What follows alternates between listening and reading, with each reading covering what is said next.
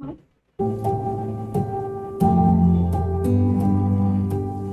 think it's important to have strong passions when you're young because I think that shapes who you grow into. Like most kids, I did change my desired job a lot of times, but something that did stay all along was me being interested in sciences. What inspired me the most when I was younger was my family. It was not easy for me to leave India, but I think my mom really supported me through. She's one of the reasons why I'm here. As long as I can remember, I've wanted to do electronics and build robots. My brother told me that the best thing to do would be to go into electronic engineering. It was an easy choice, really, to come here and build the foundations of what I could then later on go and do. Please mind the gap.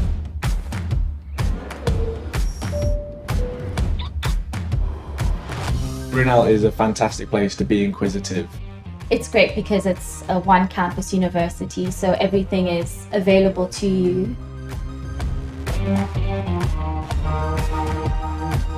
I think what made me feel at home is that there's so many international people here in Brunel. It's not only that I'm focusing on my professional life, I'm doing what I love to do. The biggest help in nurturing my curiosity has been the amazing academics. You're never afraid to ask a question. That practical aspect of being allowed to try and fail and just become a better person is just what I love about this place. Brunel has been part of the journey of growing. And you can build on that and you can learn from trial and error here what does and doesn't work, and you can take it outside of Brunel and make it better.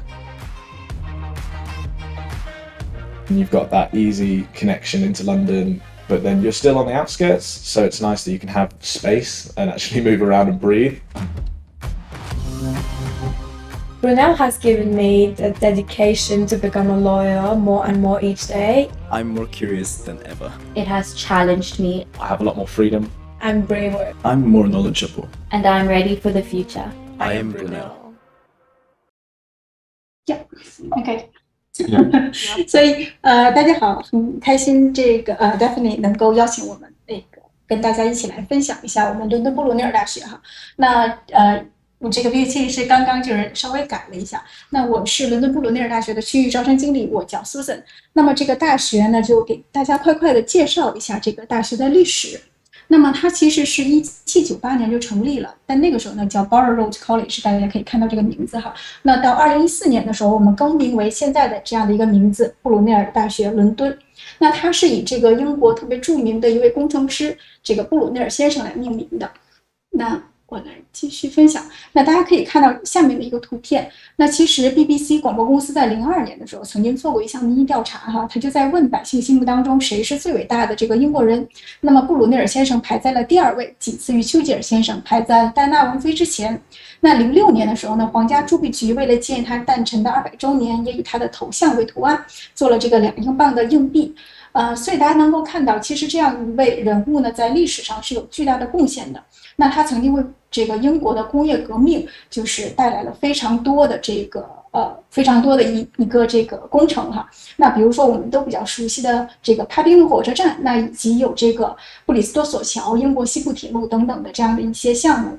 那么我们的知名校友，我列了几个。首先，第一个是华人校友哈，曾经这个是北京市长陈继宁先生，那现在呢是上海市委书记哈。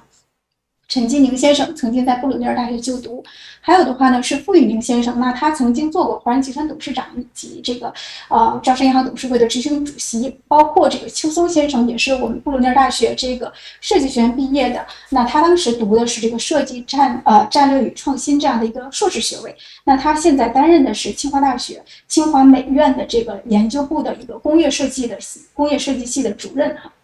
然后我们西方校友呢，比如说这个我们说皇亲国戚哈，卢森堡大公主以及 Kate Richardson 是一位我们体育界的明星，那么他曾经代表了整个布鲁内尔代表整个的英国队哈，赢得了2016年的这个奥运会的一个金牌。然后我们的荣誉校友，那包括撒切尔夫人，大家可能都知道。这个金庸先生哈，如果大家之前有看过电视啊，或者什么知道金庸先生是这个剑桥大学的荣誉校友，但是布鲁内尔大学呢，我们有撒切尔夫人做我们的荣誉校友，以及我们的这个设计师和发明家戴森先生，这个戴森公司戴森电器的戴森先生也是我们大学的荣誉校友，以及我们的前校友塞克斯爵士哈。那这个录取的标准，我相信待会儿大家都可以再细致的去问，包括也可以跟我们的这个 Daphne 再进行细致的询问。那么我们如果是本科的话，比如说你拿的是 A level 的成绩，那么我们是 ABB 到 BCC、CCC 这样的档位，是可以接进来的。如果在补录阶段的话呢，我们是有些弹性，如果一些专业是有余位的话是可以的。那有一些同学他读的是这个英国的本科预科，那么我们50%就可以接进来哈。然后如果你读的是其他的一些预科学院，但是呢还没有跟我们布鲁内尔大学做过一些课程匹配的话，那么我们是会这个 case by case 进行审理。这个录取标准我就先不多说了哈。如果是硕士的话，我们是拿英本2.2为标准的。最后如果大家有细致的问题，可以直接来询问我们的这个 Daphne。那之后直接说一下我们伦敦布鲁内尔大学的几个亮点哈。首先是工程学院，那另外的话呢就是设计学院。那么工程学院我们是英国第8，世界前150。设计学院呢，我们也是英国第8，那世界51这样的一个位置。那另外的话，如果我们同学要去学习本科专业的话，我们本科的学习成功率是非常高的哈。我们的这个同学本科毕业，他在这个毕业之后拿到的这个学位等级2.1及1等以上的学位，我们占比接近80%。所以我们会说这样的一个成功率是对于本科的申请学生是特别重要的，因为之后如果你要再去深造，比如说再去读一个这个硕士学位，那么2.1的这样的一个标准，那很多哪怕是G5的学校也都是这样的一个门槛。那如果你要去读这个，你要在这个英国工作一段时间，那么2.1它也是一个英国的这个 HR， 就是一定要去看的。那你再去找工作的时候，你的简历过来，如果只是2.2的标准的话，可能连面试机会也不会有的。所以我们会说，这个是我们大学的一个特别重要的一个特点，就是本科的这个学术成功率。那它在伦敦，因为是伦敦布鲁内尔大学，所以顾名思义，它就是在伦敦的一所学校。但是呢，不在中区，到达中区的话，30到40分钟地铁。那它到达这个希斯罗机场的话，有15到20分钟。那它也是伦敦最大的校园式大学。那么也就意味着说，我们有24小时的安保，所以安全是绝对有保障的。另外的话呢，它也是一所高性价比的大学，学费加生活费一年是25到30万人民币左右。那么同学们需要就再换算一下台币是怎样的一个价位哈。大概就是120万，120万到150万左右台币。好，数学一听Daphne应该是非常不错的，这样快就能换算过来。那我接下来就不说人民币的概念，我们来说英镑的概念哈。那我做了一个花费和预算的对比表。那大家知道，我们布鲁内尔是在伦敦，但它不在中心，在伦敦6区。那么我们整个算下来的话，最右边是我们布鲁内尔大学，中间呢是我们拿中区的一个学校，比如说最典型的UCL举例。那么一年的学费和生活费加在一起，大家可以看的哈，是这个我这个是1万，这个是我这里写的是这个，还是要请Daphne帮我去换算一下啊？那人民币的话是25到31万左右的一个人民币的这个值哈。那如果换算成台币的话，会高一些，但是大家能够稍微有这样的一个概念哈。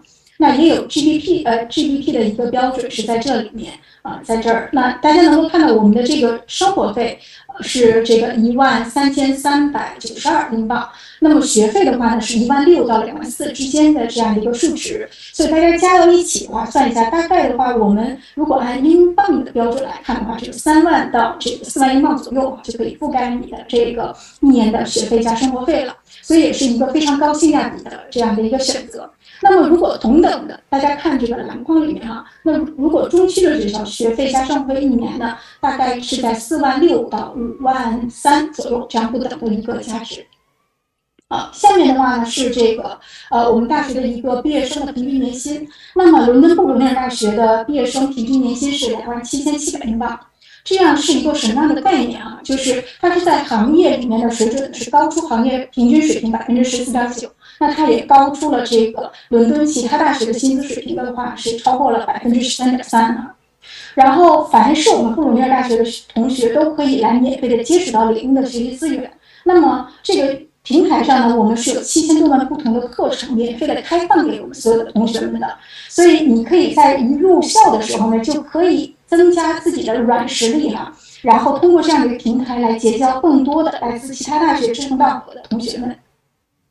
那另外的话，如果你发现你的学术上需要一些支持，那么我们会有从学术写作到这个统计学到逻辑思维，那么甚至是这个比如说时间管理，你觉得时间管理的能力你有待提高的话，那么就需要学校给你一些支持是没有问题的，而且这些支持呢都是免费的。那么我们学术论文大家可以看到左边是老师是可以给同学们改成这个样子，而且是免费的学术知识服务，所以大家也可以从侧面能够想到为什么我们的学术成功率会是这么高然后这个是伦敦的地铁图，大家可以看到我们在这一站叫做 Uxbridge， 那它到达中区的话呢，就是30到40分钟地铁，到达希斯罗数20分钟就可以到了。然后呢，这个是大学的校园俯瞰图，因为刚刚我有说到我们是伦敦最大的校园式大学，那么从我们的宿舍楼到教室的话，走路5到10分钟就可以到达。然后呢，这是学校的一些场景那么我们除了露天咖啡厅，还有可能同学们会喜欢喝的，比如说 Costa、Starbucks， 这些都在我们校园里面就有，还有赛百味都是有的都是这个同学们可以直接在校园里面就买到。另外一点呢，我们比较特别有特色的一点是我们学校在每周有一天都有一个露天的开放市场给到同学们，所以同学们可以直接在校园里面逛这样的露天市场，那么直接就可以在校园里买到新鲜的水果蔬菜，甚至是海鲜和肉类然后我们的室内和室外的设施一应俱全，无论是这个室内的训练中心，还是说这个学生的健身房，还是室外的训练中心，包括我们也有这个艺术课堂。那么如果你喜欢再延伸自己的一些艺术技能的话，可以报这样的课程，也通过这样的课程来结交到更多来自不同专业、不同背景的同学们。那我们的社团也是非常丰富的从音乐、戏剧、舞蹈到陶艺，甚至啦啦队都是有不同的社团。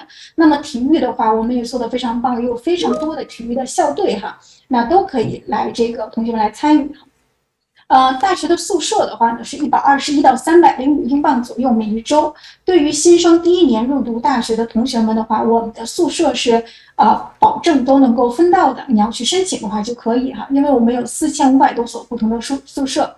那么我们伦敦布鲁内尔大学还有另外一个特点，就是因为一些同学他会3、5成群，3、5好友一起来读我们大学，那么他们会一起来租住校外的一个我们所谓说这样的一个小 house 来进行一起来生活所以这样的话呢也是没有问题的。而且校外的产业呢，就是也是我们大学的产业，学校能够提供维修。再多说一下，我们学生可能都喜欢那种独立卫浴的那种这个宿舍类型。那么我们这样的宿舍类型价钱在160英镑左右每一周，所以是非常划算的。那么我们是一个综合性大学，所以每一种学科都有，但是我不多做介绍，因为我们今天是这个 digital media 方向的那多说一下，我会梗概的说一下我们这个设计学院。大家可以看到我们设计学院的排名，如果还记得的话，我们排在英国第8位，世界51位那院长董华呢，也是一位我们的华人，并且呢，他在这个英国的工业设计整个的设计界是非常有名的，是英国设计50强之一。然后大家可以看到一个排名在2022年的完全大学指南上面的排名。那么我们布鲁内尔呢是排在第8位，但是大家可以通过这样的一个排名看到，我们不同的排名指标，那么是有几个不一样的这个因素在里面的。那如果大家只看这个录取标准entry standards， 这个我们只有59%，那么我们在前8所学校里面是最低的。但是我们的这个毕业生的前景这个叫graduate prospects， 这个我们是最高的，是排名在92%这样的一个指标。那么可以看到，在第2位的话是80%，是排名在第2个，是排名在第1的一所学校这个我不多说到底是哪一所学校，同学们可以自己去查。那么其实这样的话就能够证明大学整个的一个设计学院的教学的能力以及真正的给同学们能够注入在通过你学习当中注入到的这些学术的能力，以及就业的一个能力以及就是我们说整个布鲁内尔大学设计学院毕业学生在业界的这样的一个知名度和认可度。那其实也可以说，我们大学如果提升了这个我们的录取标准，那么我们的排名绝对不是第8位，它会更多会更高。但是呢，我们的这个录取标准没有变，但是呢，我们的这个学术的学生出来之后，他的一个毕业生的一个前景是最高。然后这个是大学的一些这个研究的团队，无论是包容性设计还是可持续性设计，包括我们的增材制造、4D 打印和创意计算机，数字实验室，这个数字设计实验室等等，都是我们的非常无论是硬件和软件的设施给到大家的一些支持，以及我们的一些教研团队的专项的一些研究方向。那么这个呢是大学的一些国际交换项目。那如果你来读的是布鲁内尔大学的一个本科专业的话呢，你是可以参与到我们的交换生项目当中的。大家可以看到，我们在世界这个各个地方都有一个比较好的一个，我们会说伦敦布鲁内尔大学的这个设计学院的版图。那么无论是中国的天津大学、同济大学，还是说这个美国或是法国、荷兰、意大利和土耳其，都是与我们合作的大学的。那么你可以有1年的时间进行在不同地方的一个交换学习，来增强你的一个学习的一个历练和经历然后那我再来说一下我们布鲁内尔大学的一个就业指导。我们大学的就业指导呢是有42位员工全职的为同学们找工作和找实习的。那么我们本科专业100%都包实习，都带实习那么研究生的热门专业也都是带实习的。那么我们今天数字媒体方向的专业也都是带实习的。那这样42位员工呢，他是会从这个你找工作的初期，从你的简历撰写、求职信，然后呢你的面试技巧，针对不同职位你需要哪些这个面试的技巧或者能力。他们这些老师会1对1的去进行一个培训的帮助你，甚至你在一开始的时候不清楚自己的这样的一个性格到底适合什么样的职位的话，那么我们这样就业指导中心的这个老师也会在你一开始接触他们的时候呢，就对你进行一系列的性格和心理上的测试，然后来发现你到底适合什么样的岗位。那么仅仅在去年1年，在我们就业指导中心投放的工作岗位超过了1万个。所以我们这些老师呢，会第一时间先通过你的给你做完的测试来看哪些适合你，再把这些适合你的职位发到你的邮箱里，然后呢，你再去和老师预约一个时间来讨论你将如何去申请这个不同的职位。那么针对这些职位，你需要怎样的准备？这些老师就会一直的带着你来去做这些事情。那么我们大学的自己是特别鼓励这个同学们去实习。那么我们其实也是第一个提倡3明治课程理念的大学全球唯一第一个提倡这个理念的大学。那么我们学生自己实习过的学生呢，是比没有实习过的学生年薪高出3000英镑的。另外的话，这个是我们一些给到同学的一些实习和就业的机会。那大家可以看到，跟我们合作的有除了伦敦当地中小型的企业以外的话，我们也有一些跨国的公司，那么也有学生创业这种项目，叫 Bridging the Gap 这样的项目，以及我们大学是第一个进入到 Design Factory London 的一个大学的一个这个设计学院之一所以大家是能够没有之一，我们是第一个所以大家能够看到我们整个的一个行业里面的链接其实是非常强的，尤其是设计学院。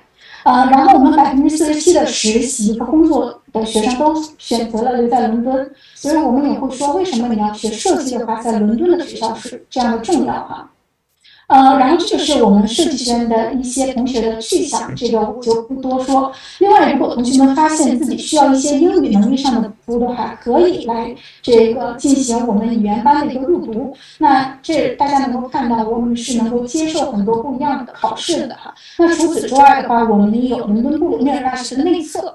那现在的话呢，我们会给亚洲地区的同学们每个月都有一次专场的内测，所以如果同学们需要的话呢，是可以来询问我们的，就可以待会大家可以看到，或者是询问我们的这个同事就可以到底如何去报名这个语言内测。那么我们语言班的话呢，其实线上的通过率接近100%。然后再有的话呢，这个是奖学金，我们最高的奖学金额度是6000英镑，本科给1年，研究生给3年。那么如果你是本科拿到的话呢，你能够拿到18000英镑累计除了这个6000的话，我们还有1500、3000不同的额度。那么如果同学们比较还相对适应去读这个中文读物的话中文的这个叫简体字，大家可以来关注我们的这个一个微信的公众号。如果有一些问题的话，也可以直接找我们 Daphne 老师去询问。我就不耽误太多的时间，分享就到这里。谢谢 Susan. Okay, so right now, so yeah, just pass to Harry. Okay. Yeah, sure. Thank you, Susan. Definitely. Let me just share my screen.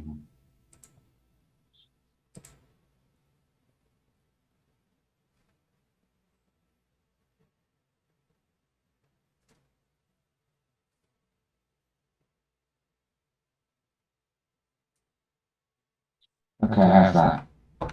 Working? Yeah. Okay, great. So, been asked to give a talk on a UX subject, so I'm going to talk about narratives today. I'm Harry Agius. I'm the admissions tutor and courses director for the digital media courses at Brunel University, London. I manage the undergraduate programs. My colleague manages the postgraduate programs, and we kind of share stepping into each other, so I can answer questions about either, actually. So we are within the Brunel Design School, but we are a digital media subject area within that. So there's kind of two sides to our school. So one side is industrial design, product design, engineering, and our side, which is digital design, visual effects, motion graphics, branding, digital branding, and that kind of thing. So I've put some links there if you want to explore more about us. We kind of brand ourselves as Brunel Digital. And really, the focus today is on something which kind of underlies all design work, really, including digital. And I'm going to take a digital angle, but that is really stories which form a part of all the design that we do in some form or other, which we call narratives here. So we've got a lot of different digital artifacts that we can create today. We've got, as you can see from the image there, we've got virtual reality experiences. We also have augmented reality on our phones, AR. There's ways that we interact with apps. We have IoT and smart homes now, so you can control your heating and your shower and all other appliances through Alexa or Apple HomeKit or anything like that. So we've got lots of different ways that we can interact.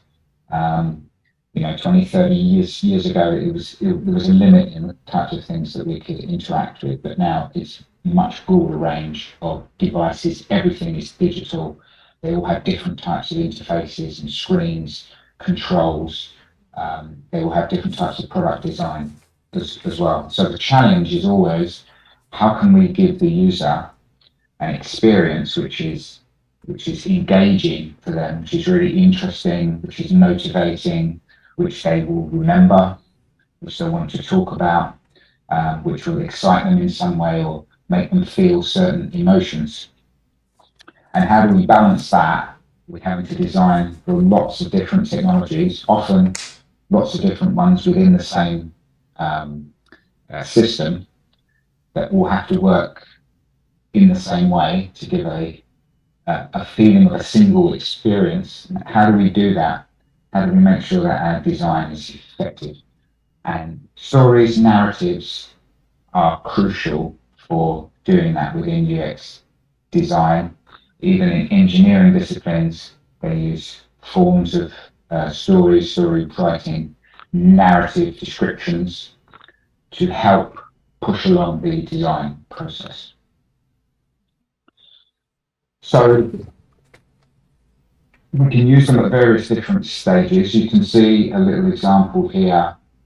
This is a template of a story that might be used in any kind of agile software development method. In this case, it's a Scrum-based method which relies on teams, and uses various frameworks for how teams can be organized. So you're really kind of writing very simple descriptions to break down, as you can see, as a user, what goal does that user want to achieve, and what is the purpose or the benefit or the rationale for them wanting to achieve that goal. And often in the past, before we started explicitly using stories, we would have a list of functions that we want our software to do, or that we need our software to do. And we might say that, oh, it needs to save certain items to a hard disk, it needs to send something over a network, and it's really excluding the user in this process. Now we're really bringing the user into the central focus. We're thinking about who is that user, what do they want to achieve, why do they want to achieve it. So we phrase our little stories within a template, and by assembling these together, we end up with a larger narrative about what the user wants to do and why they want to do it. This can be used to gather information from users before we start to design, so we can express all of the requirements in this way.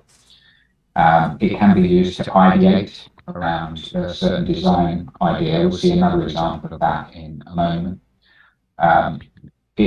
By having this central picture in a standard form of a story, it enables us to collaborate much more easily, because every member of the team understands in the same way.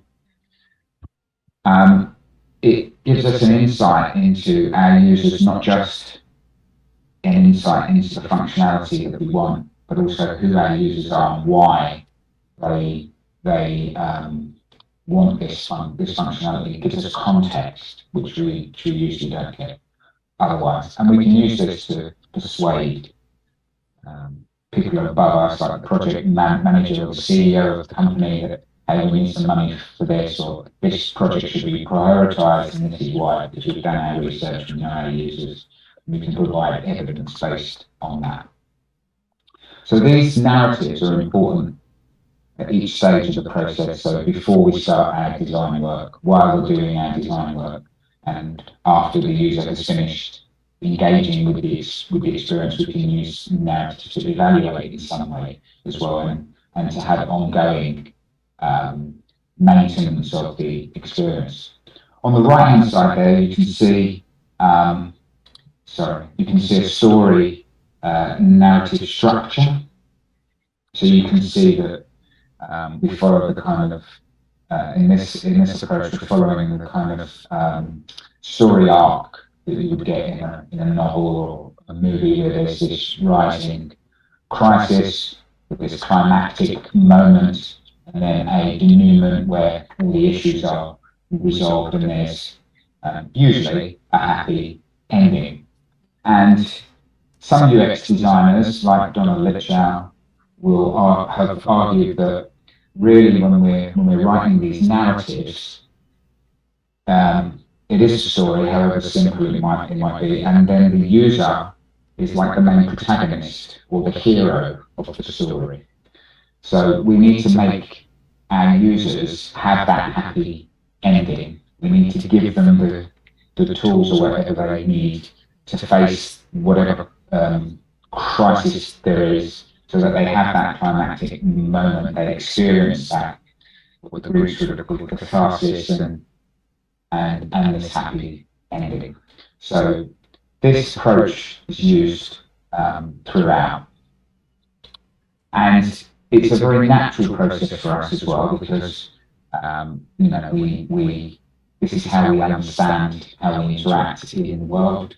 This is how we communicate with others. If I had an event that occurred on my way to meeting you all today, I might tell you about it. I might say, there was an accident on the road. This is how we can communicate, usually through stories. We don't give bullet point lists of things that happened in our day to our friends, which that's how we used to design software.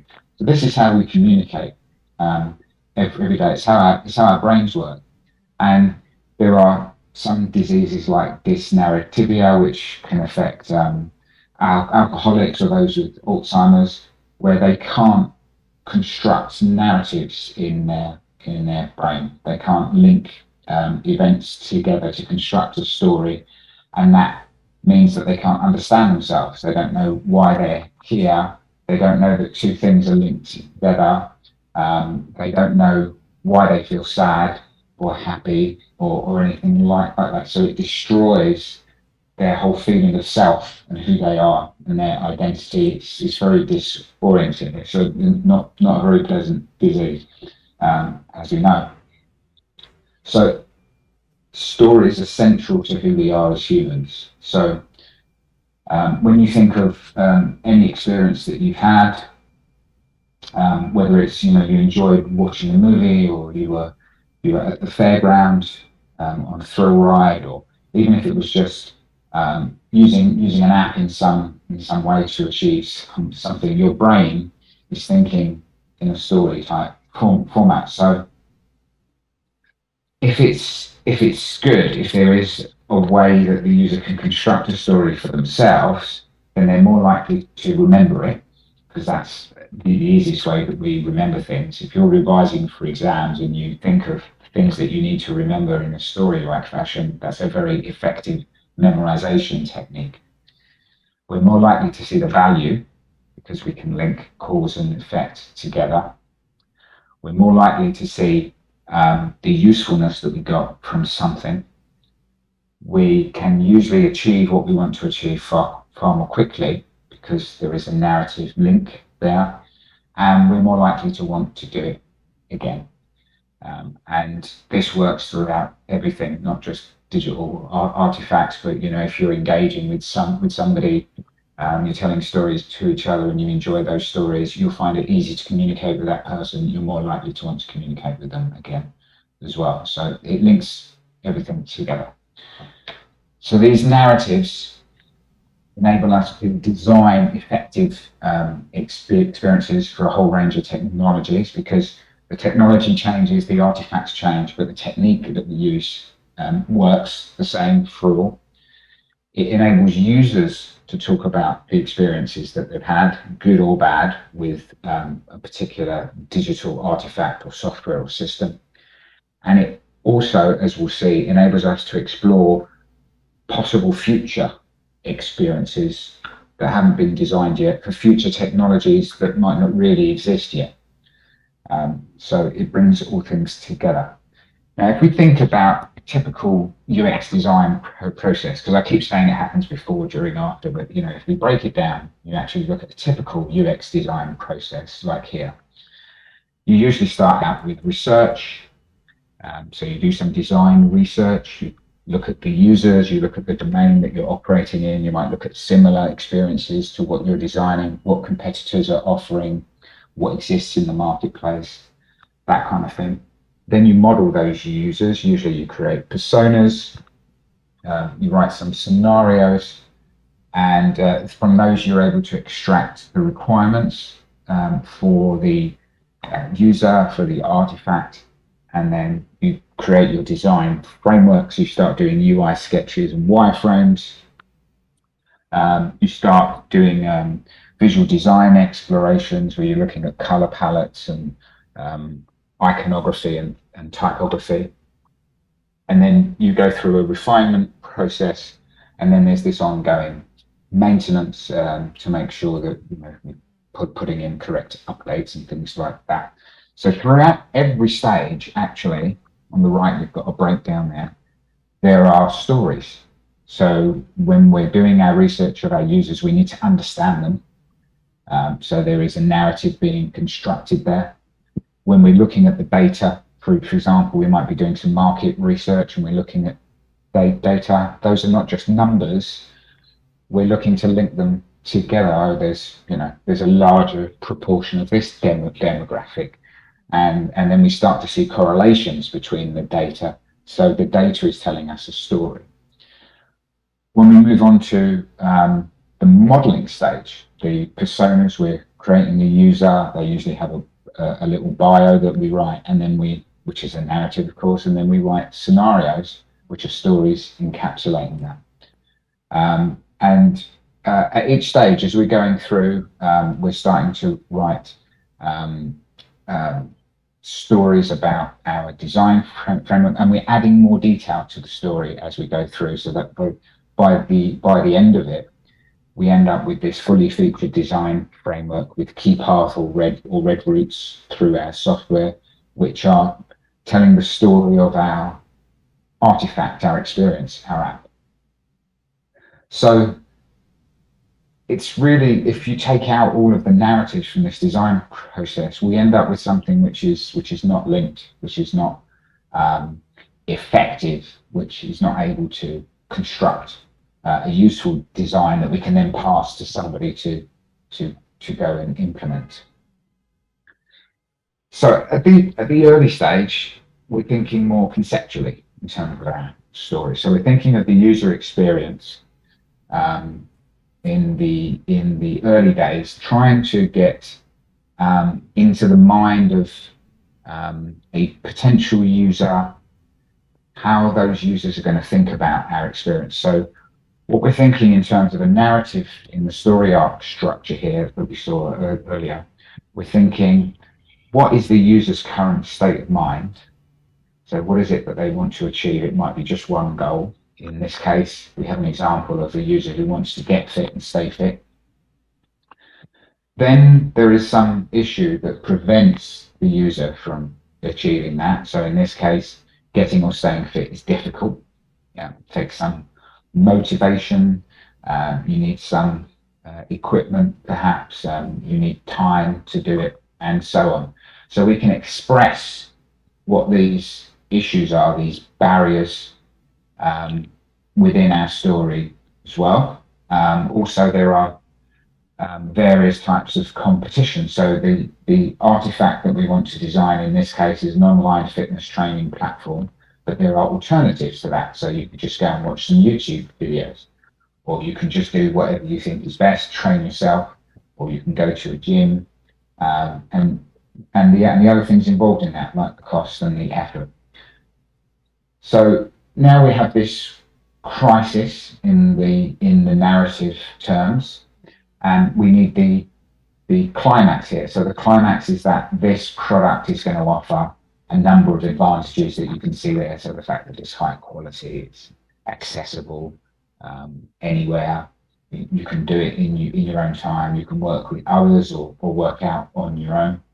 So the user then has a solution to their problem, which they want to try, and then they use it and they become fit. So this gives our team a kind of common belief in what it is that they're designing, what the core features need to be, or the core offerings of our artifact, so that we're all on the same page. So this is a simple story early on that helps us conceptualize the UX at this stage.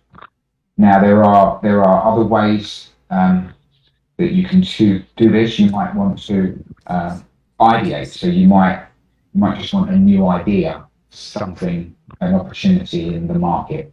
So you can start to throw different types of users into different types of places, doing different things for different reasons. So you can have a chart like this, where there is a list of kind of common user roles, like a farmer or a truck driver or a pilot or a doctor or an accountant, whatever it might be, with different places, with different range of activities and motivations. And then you can pick different ones, combine them together, and it helps you to brainstorm about things that they might need. So if we just pick it randomly, we might have a police officer in a park composing an email to influence people. So then we're thinking, okay, so why is a policeman needing to compose an email in a park? So we can start to ideate around that. Okay, so policemen have breaks too. They also need to keep in touch. It's harder for them. Perhaps they've got much less time. So we need a way for them to be able to communicate quickly and efficiently. To take a different one, we could think about maybe a flight attendant who is in a cab thinking about staying healthy. And then we need to think, okay, flight attendants traveling a lot, they might want to, it's hard for them to keep fit with a regular routine. So we might start to think about different ways that we can assist them in that way. So this is really just an exercise that enables the design team to ideate, to brainstorm, to just throw out different ideas, and either one will stick or it will be a combination. But it's an impetus to provoke design thinking in this process.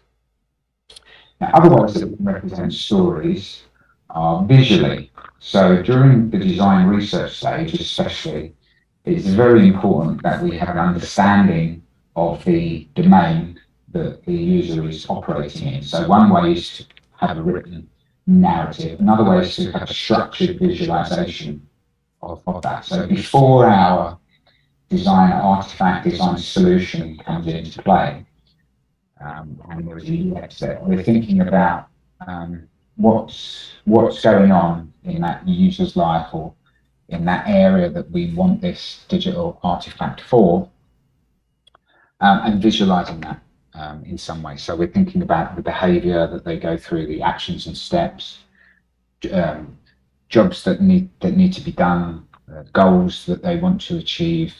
We're thinking about what are their thoughts, what questions might they have, how are they feeling, and so on. So they can take the form of any diagrammatic format. There's no kind of set rule for how these are drawn. So this is just giving an overview of an urban farming concept in a city. So here there's no digital solution here. This is just taking place physically, but we can see stages of the experience. So there is a discovery, people thinking about, okay, how can I grow things in a city? And then there's a trial that takes place. There's some initial contact made where they start to find out, oh, there's this experience that I can have here in this place. And some learning is involved. Well, how do you grow the food? What tools do you need? What works best? And then kind of harvesting that, sharing it with others, and then going through the loop again. So learning, because you're always learning when you're trying to grow things about what works best and what doesn't in different times in different places.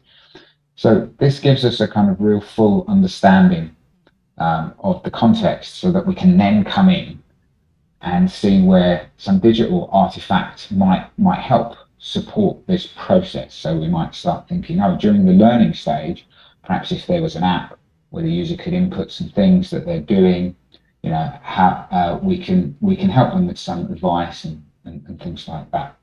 This is another experience map. This is a very common one that you'll see online. You always used as a kind of good example of an experience map. So this is just for pregnancy. So of course there is all kinds of apps and digital artifacts that you can get to help with pregnancy these days. But the actual pure pregnancy experience without any digital artifacts, if you were going to design something, you'd want to have a good understanding of that first. So this kind of breaks it down into the weeks, what the fetus looks like, when obstetrician visits are necessary, and the physical experience to how the body is changing, and so on through the 3 trimesters. So that gives the design team a good understanding of what gives them a background which they might not have known before, and it gives it in a very structured way, so they know what to target at different stages of the pregnancy. So that's kind of creating the narratives, and often now we've got that understanding, we need to better represent our users. So we use personas for this. Personas are used in all kinds of areas, in design, in digital design especially, but they're also used in product and industrial design. They're also used in marketing to create personas in order to target various people. So the formats are often slightly different. There's different information that is more important to each stage, but overall what we're doing is we're constructing an aggregate of we're not one single user that we've met on the street, but a fictional one, which is an amalgamation of typical people that might be using our product. The idea behind this is that we don't want to really create something which appeals to everyone, because that's a recipe for disaster. So you see the example there of the car. If we want a car that is going to be a fun car and it's going to be really fast, but is also safe and comfortable, and can also carry a lot of things in the back, then we're going to end up with this monster that you can see there, which is a mixture of all different things, just to try and keep everyone a bit happy. But really, we haven't satisfied any of them 100%.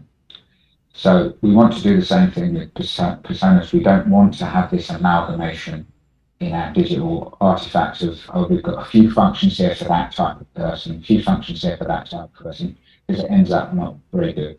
So we take our main demographic, our main type of user, we create a persona, and we make sure that we design something for that person. Other artifacts and apps might appeal to other sectors of the market, but we have to focus on what we're aiming for. So normally you do a lot of design research to kind of find who your common users are. You look for patterns and things like that, and then you pull all that together. So here we have a typical user called Nate, who's a photojournalist. We've got some information about Nate. We can see his goals, what his various needs and tasks are. We can represent these personas in lots of different ways. There will often be perhaps a list of common brands that they interact with. And Nate doesn't really exist, of course. He is an amalgamation of lots of different users according to our design research. And now we can see this, we can refer to this the whole time, and we can design for this fictional person who represents our users. And all of the design team can get on board with that, because we've got this reference point, this persona. Now we can take these personas and now we can put them into other visualizations. So our experience map can now become a journey map for the user. So we can highlight what they're doing at each stage, how they feel. There can be certain moments of truth, really important stages along the way of the journey, and we can represent those, in a way like this. So here we have somebody who's having some medical treatment. We break down the phases of the journey, and we've got some iconography to indicate, a heart to indicate a moment of truth. We can see their kind of mood or the level of engagement going up and down along the journey. And now we have a narrative that features our persona and our story here, which involves our artifact. And there are other ways you can represent them. There's a template here for service design, where we can have a storyboard that goes along with that. We can represent the various touch points, so apps and emails and things like that are involved along the process. We've got our dramatic story arc there as well. And it enables us to explore what ifs too. So we can say, well, what if we design this alternative? Or what if the user does this and that? So that we can kind of ideate and iterate back to refine this more and more. Another part of this is the service blueprint, which has a very common format and a very long history, particularly in service design. So here we're telling the story from the backstage. So this is all the things that are going on, much of it behind the scenes, but also front of house, across. So we're looking at a line of interaction between the user and the organization. So we can see things that have to happen with the employees or with support staff and things like that. So most of the stuff which is occurring here has a direct or indirect impact on the user experience, because when they're interacting with other employees or they're interacting with touch points, that's going to give them a certain feeling. If there's a reliability issue with a certain touch point, that's going to affect the experience. So if we just look at an example, this is somebody who's staying overnight at a hotel, and we can see there's things going on in the background that the user might be aware of, but it's not part of that process. So, they make a reservation online, but what they don't see is the staff who are dealing that reservation, checking it within the reservation system. When you arrive, somebody can take your bags to the room. You see that, but you don't necessarily follow the person taking your bags to the room. You don't see the kitchen making up your room service order, things like that. But those things have to happen. So this enables the design team to know who else they need to speak to, and it enables the rest of the teams that are working with the design team to know what they're responsible for. So this gives, so far we've been looking at kind of the top half, and this gives us that representation of what's going on behind the scenes as well, to give us a more fuller design approach. There is, because that's such a a classic way to represent service blueprints, there are now a move to try and combine the service blueprint with the user journey or with an experience map to give you that kind of emotional level of representation as well. So this example you see here is called an expressive service blueprint. So it's still showing the kind of front stage and backstage, but it's also giving more kind of emotion on the part of the user. So we can see not just what the user's doing, but we also have some of that from the user journey map, where we're seeing what the user is thinking and feeling and so forth. So this example is for somebody who's going for an optician or ophthalmologist visit, things that they're thinking along the way, worries and concerns that they might have. But also we're seeing what the other people, like the receptionist, are thinking or saying or expressing to the user on this journey. So this is another way that we can represent the service blueprint with an extra layer of information.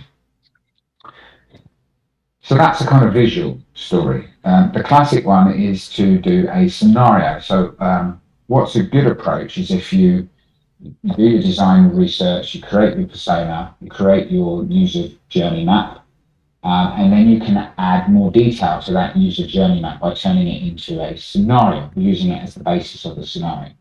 So the scenario is really the story, with the persona being the hero and the scenario having the narrative, and then we're thinking about the goals that are listed in our persona and how we're helping them to achieve them through that scenario.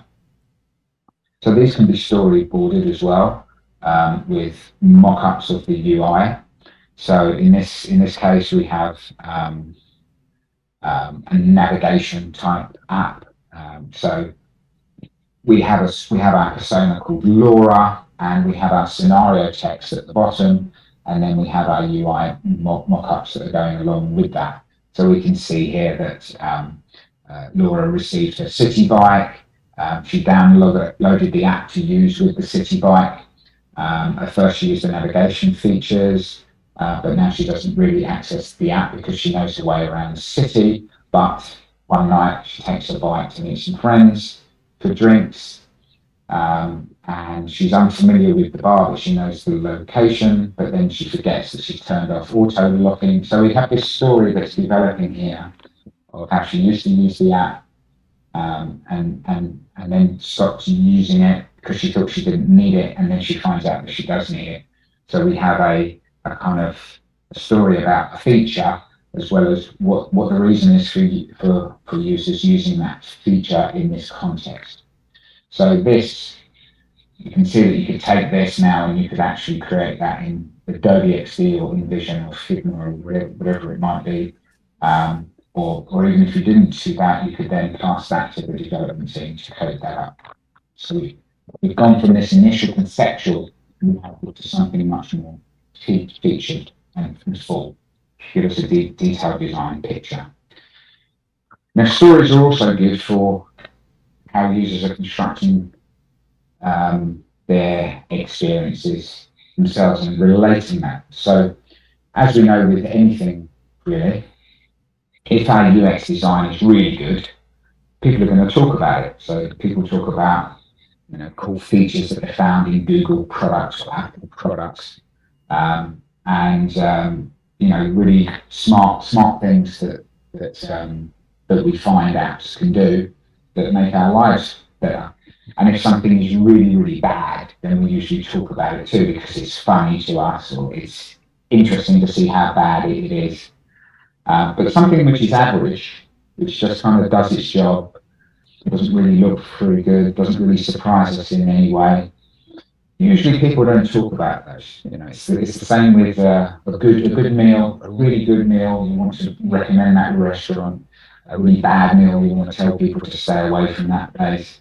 Average, you might not even mention it at all. So what we really want to do is create great UX so that people are talking about us. Bad UX, they're going to talk about us for the wrong reasons. And there is a reason why we don't tend to talk about the average things that much, and that's called the peak end rule. And this is a part of users' psychology, really. And we as humans, we tend to remember the really positive things or the really negative things as a peak. And also the last thing that happens to us. So often you've heard that phrase, that you can save it all at the end, or as long as the dessert is good in the restaurant meal. That's all part of this. So a lot of people, you can watch quite a bad film, but it has a really good ending. You suddenly think, yeah, that was okay. Or if the starter in your restaurant or your first course isn't good, and your main course is a bit better, and then your dessert is fabulous, you might be left thinking that you had a good meal too. And various studies have borne this out. There's studies where they get users to dip their hands in really ice cold water and then get their hands in water which is only half a degree warmer. So they might do 10 minutes in the really cold one and then 2 minutes in the, or 2 or 3 minutes in the slightly less cold one. And users will pick that over the one where they just dip their hands in the really ice cold water. So their hands are in cold water for longer, just because they remembered that 2 or 3 minutes comparatively was better. But actually the best thing to do is have your hands in cold water for as little time as possible. So actually, whether there is a story here or not, is all about events that are taking place. So we are just remembering the peaks here and the last thing, and it's up to our brains to stitch that together into a narrative or whatever that might be. So what we want for people to talk about our products, to have their own narrative about the artifact that we've made. And people usually are doing that for quite selfish reasons because it makes them look good. So if you have an artifact and somebody says, Google Maps is amazing, you should see how it navigating through and helped me avoid all the traffic this morning. What they actually mean is, it made me amazing because I was on time for work or my meeting or whatever it might be. And we want that. We want people to feel that the artifact that we designed made them, a superhuman or a better person. And often as well, you bought a new camera or you've got some new product, it's the reaction that people have to you using that. So if you can take really cool photos that people then talking about and you get lots of likes on Instagram or whatever, that makes you feel good. So we want that kind of experience. We want the user to have a narrative afterwards of their own, where the UX is at the heart of that. So they call that post-UX, UX. And closure is a really important aspect too. So, you know, the ending there, we saw rising to a climax, and then we have this denouement. We need that happy ending. Closure is very hard to achieve. It's just something that designers are turning their attention to now. And often, you know, there is that part where the user and the company or whatever it might be part because the user stops using the service or doesn't want to use that product anymore. And usually those parts are not designed well. They're just kind of cobbled together because the focus has always been on the main relationship. So you end up with this kind of, as you can see from the chart on the right, this kind of emotionless death with this lingering forever. So, you know, trying to cancel a mobile phone contract, things like changing address, closing a bank account. You know, I'm not sure what it's like in Taiwan, but it's, you know, it can be quite hard. It's not like just clicking a button and everything. So, you know, you can go on a website, you know, you have your car insurance, and then you change address. It's not often that you can just go on a website, type in your new address and done. You usually can do everything on the website, which is day-to-day stuff. But things like that, you need to call someone, you need to speak to them and explain, and then shout your address down the phone, spelling out all the different letters. You know, it's not a pleasant experience compared to everything else that has happened.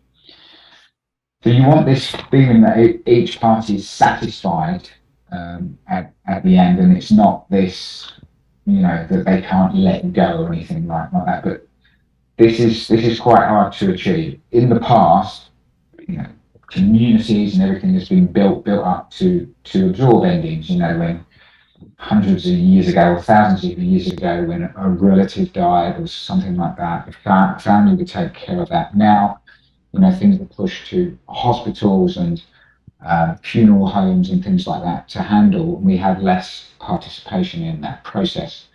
The same with, you know, farming. You know, farmers would raise animals and they would use them until they reached the end of life, and then they would eat them. You know, there's a whole process there, but we don't have that so much now. Even changing the toner in our printer, you put the cartridge in a box and you post it off. It's for somebody else to recycle and deal with. We don't have that responsibility ourselves. So we're not thinking about endings as much anymore. So we end up with these kind of bad experiences.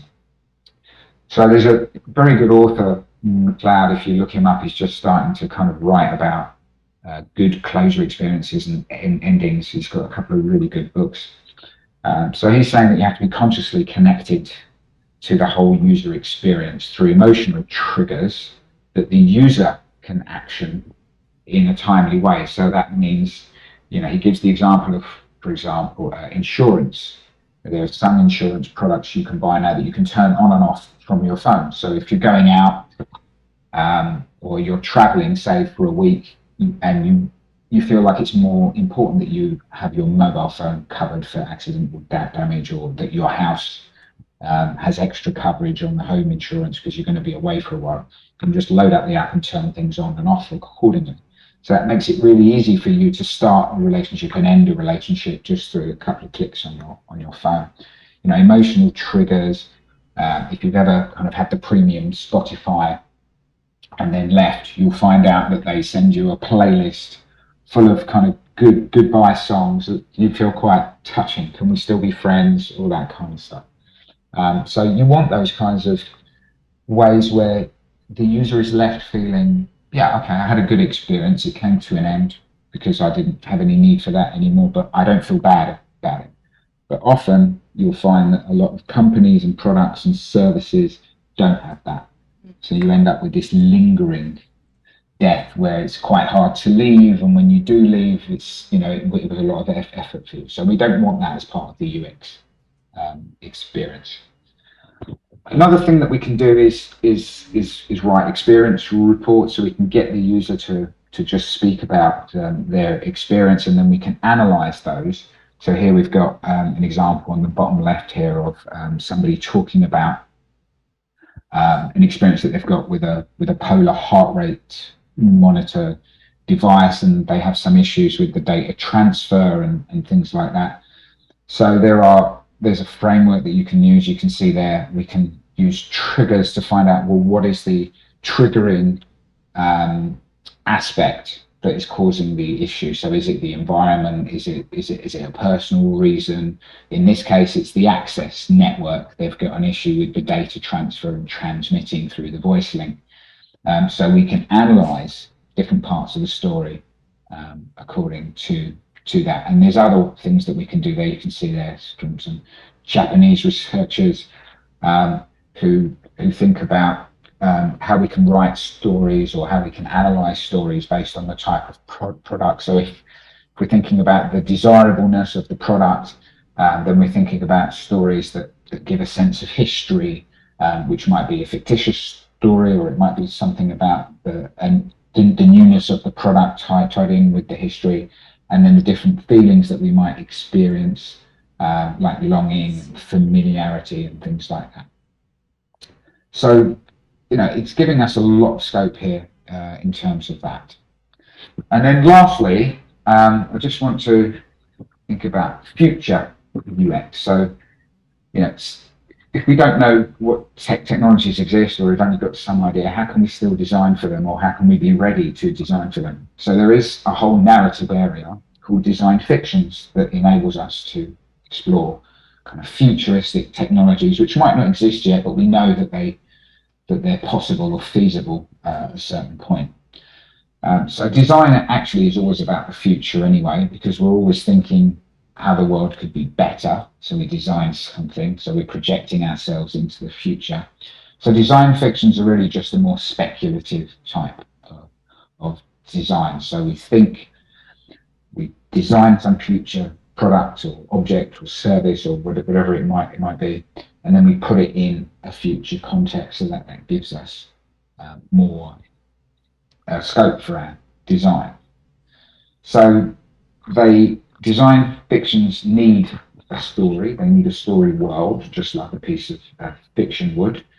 But they also have to involve the prototype that we've designed within that world. So users are using it within the story, within the narrative. Things are happening to the users. There's consequences, there's impacts, and that enables a discussion to take place.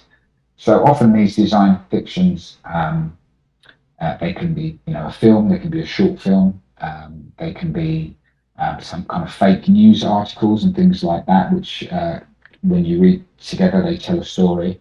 There are some films that were not meant as design fictions, but actually function as design fiction. So if you've seen the film Her, it's about a guy who falls in love with an operating system. Sounds crazy, but if you watch the film, it seems quite feasible once you watch the film. Now that gives us an insight into that type of OS, that type of experience, to see what the impacts might be, the psychological damage that might take place, and so on.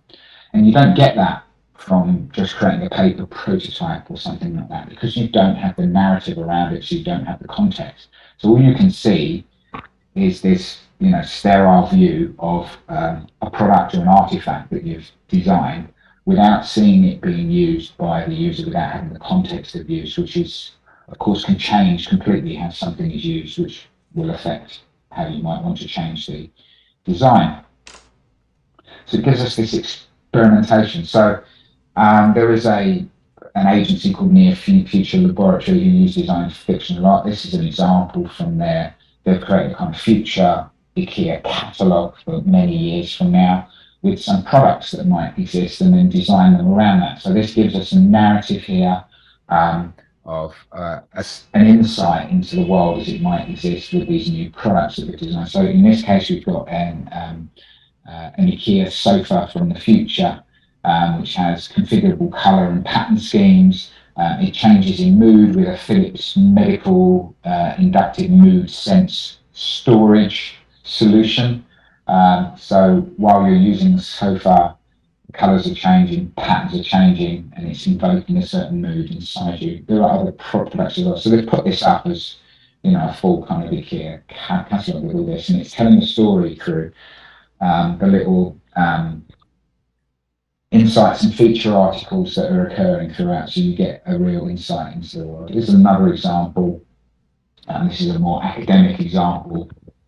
So this is a design fiction, which is actually for fiction. So this is an imaginary product that's where a friend or a relative or someone might watch a film or read a book or play a game, and it's recording all of their reactions and responses so that you, as their friend, relative, can then experience the same thing while you're going through it. So you kind of have a shared experience. So this is not a real product, but it's designed as a design fiction. So there's the design work that takes place, and then if you look at this article, you'll see that they've written a narrative around that. So you get an idea of how it's being used, why people might want to have this type of experience, and what the consequences might be, the advantages and disadvantages. And you can find a lot of films online as well, which are design fiction. So Superflux are a big design agency in London, based in London, and they do a lot of design fiction work. So they last year they made a film called The Intersection, which was commissioned by a charitable organisation to look at kind of digital society and digital citizenship. So it's about, I think, a 15-minute film, and it projects into a world in the future where people are constantly immersed, constantly trying to be engaged by apps. So every bit of your spare time is adverts are being thrown at you, notifications to ask you to interact with something constantly. And so you can see that on the left there. And what happens is people rise up against that a bit, and you end up with kind of people creating things to block the signals and to stop being interacted with, to not be tracked and things like that. So you move to the situation on the right here. So that's completely fictitious, not real, obviously, but it's a form of design, because you have these things on the right here which have been designed for a particular reason, to work in a particular context, and then we put them into this scenario. They've done other things with various other products. If you look at the Superflux website, there's lots of examples of their design fiction work. There's also a film that you can find on YouTube called Perfectly Natural, which is also a really good design fiction. So this one is about a product. It's the design of a product which you can see the baby there with the little device on the side, virtual parenting. So while the parents are actually having a full career, virtual versions of themselves are raising the child, educating them, and so on. And so we can see all the different, we can see the product design in this, we can see the digital design as well, but we're also seeing what happens when this is used. In this case, it's rather negative, but we can see the positives as well coming through, and that enables us to have a discussion and to think, well, how can we protect ourselves from the negatives and enhance the positives? So we can see, narratives are really being used from start to finish within the process. So just to conclude, we should always have good narrative work throughout. You can't really do any UX design work without having a story or a narrative, whether that's visual or written. They're good for understanding users, understanding the context of what we work in, analysing what we've done, communicating with the rest of the design team, and actually doing full design specification as well. So good narratives lead to good design, which leads to good UX. So keep that in mind. Okay, thank you. If you've got any questions, comments, ideas, let's talk about them.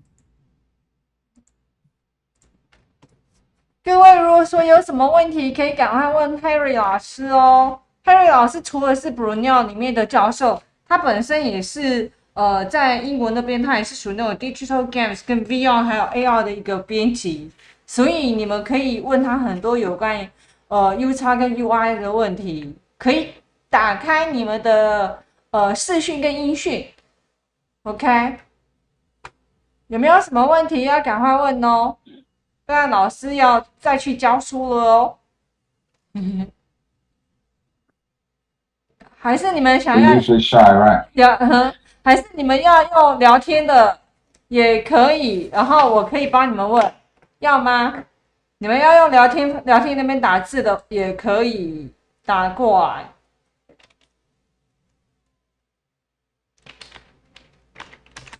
有没有问题呢？给你们，赶快，老师。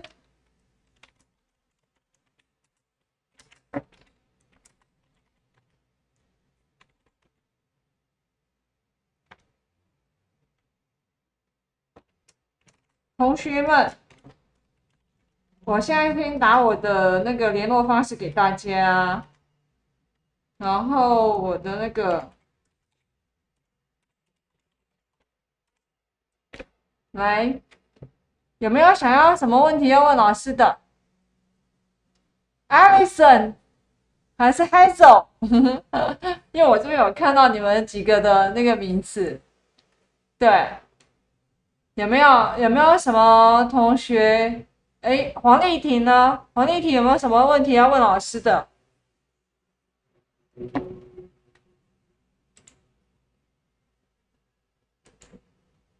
嘿。还是说你们大家想要之后再问？如果说你们现在还没有什么问题，然后你们之后有想要问的一些问题的话，我有留了我的 email 跟我的电话，然后你们可以 email 给我，好，然后我到时候如果说你们有任何的问题，我也可以稍微的再帮你们问一下 Harry 老师。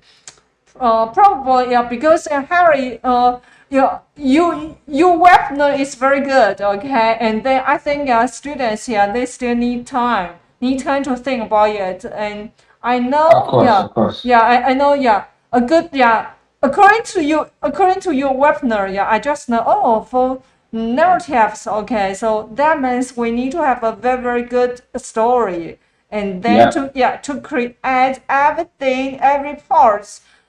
In order to have a good design. Wow. So for me, I learned a lot today. Thank you. Okay. Good, thank you. Yeah, thank you very much. So So today, I leave my email and also my phone to students. So if they have some questions, so probably they can just email to me later, and then I will just pass their question to you. And also from today's students, I know some of them, they are interested in UX design as well. So probably later on I will just help them apply to a Brunel program very soon. Okay? Yeah. Okay. 好，哎哦，someone. Yeah. Hazel, yeah. I see it. Okay. So yeah. So. Hello, Hazel. Yeah. So there are different types of VR navigation that exist. UX for VR is not very good at the moment. It's early days, but there are some techniques. People look at using kind of virtual hands to touch things on the screen and things like that. They think about how to lay out the display. When you think in VR, when we design for a single screen, we're thinking about a certain screen like this, but in VR we have this view that goes around the edges. So we need to think about what's focused in the middle of the user. So there's all kinds of work in that area. Navigation through that, whether it's through voice, using the hands, or using a joystick controller, or gestures with gloves, it's ongoing work in that area. But there's lots of stuff. If you Google it, you'll find lots of useful information about VR navigation, but it does exist. Yeah. 好，还有没有其他同学有问题的？再开放一个问题。要是没有的话，我就要请那个 Harry 老师结束咯。还有吗？没有的话，我就那个咯。Okay, so today, thank you. Thanks. Okay, so I hope I can see you very soon in Taiwan, Harry. Yeah. And also, thank you for Susan. Yeah. I think, I think, definitely, next year, because Taiwan right now is safer than before, Okay, so probably next year, everyone can come. Welcome to Taiwan. Yeah. Okay, so we can just one more. Okay, 梁雅涵, right? Okay, so okay. Hello. Yeah. Hello. Hi, Harry. Thanks Hello. for sharing. I was so impressed about the parts of blueprint. I have one question for that part because, like, practically, usually if we are going to be in a team and we are doing one project, what if we don't have enough time for, like, organizing all the blueprint stuff? Because I think practically, it's really hard for a team to, like, grab all information and do enough research before we start the project. Yeah. So, is there any part that you can eliminate, or is there any easier way to do that? Yeah, it doesn't mean that you need to do all the parts all the time. You know, the full kind of design method involves everything. Obviously, you know, if you're thinking just working in a commercial company, right? Yeah. You have a time limit, you have a budget. It's not Right. unlimited. So if it's a really important project, which is going to be a really big project, it's going to bring in a lot of money, and you've got time, then you would do all of the design stages, right? But if it's you need a quick solution to send to the client, then you might just do one map. You might just do a journey map, and you do you'd spend less time on the research side, yeah. Then you might just be able to do a quick search on some aspects of the market, but you have to do some. Otherwise, you're just plucking an idea from your head. But if you leave out the service blueprint, it's not the end of the world. As long as you have some kind of map, that you have something that you're focusing on. So if you've just got the journey map, or you've just got the scenarios, it all depends on the situation, but definitely you don't have to do everything. It's just the more design detail you add, the higher chance that your design is going to be more effective. Okay, I see. Thank you. No problem. Thank you. 好啊，那我们今天就差不多在这里结束咯。Okay, so thank you, Harry, and thank you, Susan. Good to see you again. So probably today we just finish here, and then later on if I get more questions, I will just email to you. Of course. Okay. No problem. Thank you. Okay, bye bye. Thanks. Bye bye.